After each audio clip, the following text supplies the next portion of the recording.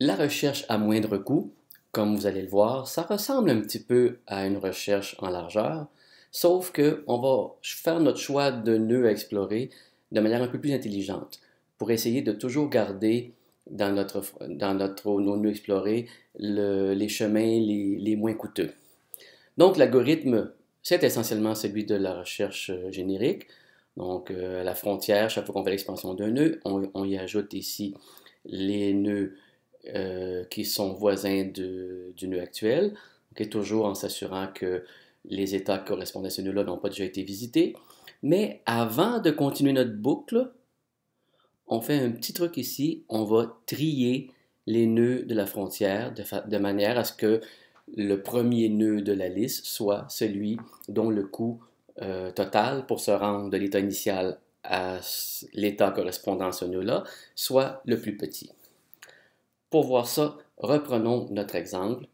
Évidemment, on part comme d'habitude avec le nœud qui correspond à l'état initial, dont bien sûr le coût est égal à 0. Alors ici, on remarque que pour chaque nœud, on va noter non seulement l'état qui y correspond, mais aussi le coût qu'il a fallu déployer pour se rendre jusqu'à cet état-là. Pas de surprise ici, on va faire l'expansion qui va nous donner deux nouveaux nœuds.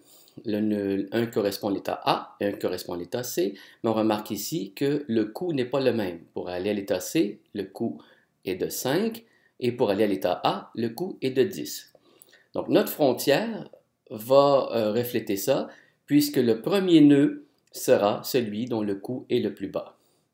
On va donc explorer en premier le nœud qui correspond à l'état C.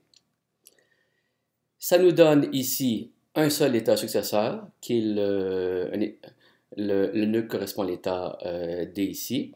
Les deux ayant le même coût, hein, parce que si on regarde pour se rendre de G à D en passant par C, hein, ça fait 5 plus 5, 10.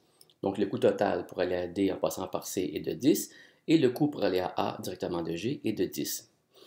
Ici, comme les deux ont exactement le même coût, ça n'a aucune importance de savoir lequel va se retrouver en premier. L'important, c'est d'avoir un ordre des coûts, un ordre croissant des coûts. Donc ici, on suppose que le nœud D a été ajouté après le nœud A. Ce qui fait que le prochain nœud à explorer, c'est le nœud A, qui lui, après expansion, nous fait ajouter à la frontière les nœuds B, D et H, avec les coûts respectifs de 15, 20 et 20. Donc, ils vont s'ajouter forcément après le nœud D. Encore une fois, on va faire l'expansion d'un nœud. Cette fois-ci, c'est le nœud D, qui est le moins coûteux de tous les nœuds de la frontière. On fait l'expansion. Ça ajoute E.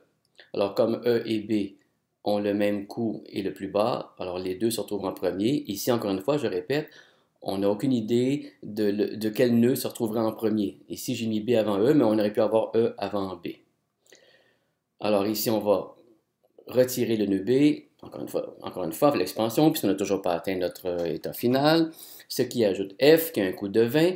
Donc F va s'ajouter ici au même endroit que D et H. Okay, encore une fois, l'ordre ici des trois n'a pas d'importance.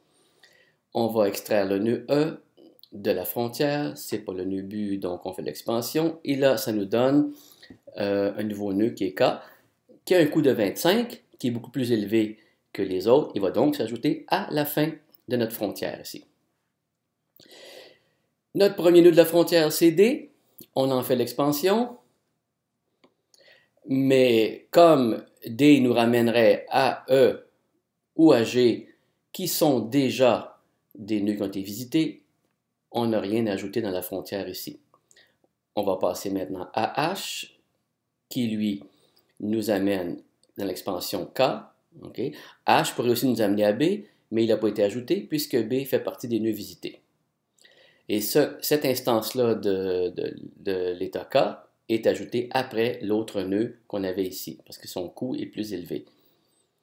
Finalement, on va faire l'exploration de F, qui lui, encore une fois, va résulter en une expansion vide, puisqu'il nous ramènerait à G, qui est déjà un nœud visité, et finalement, il nous reste dans la frontière deux nœuds, Les deux correspondent à l'état désiré, mais on va prendre le premier, celui qui a le coût le plus bas, qui correspond à un coût de 25, et on a une solution optimale.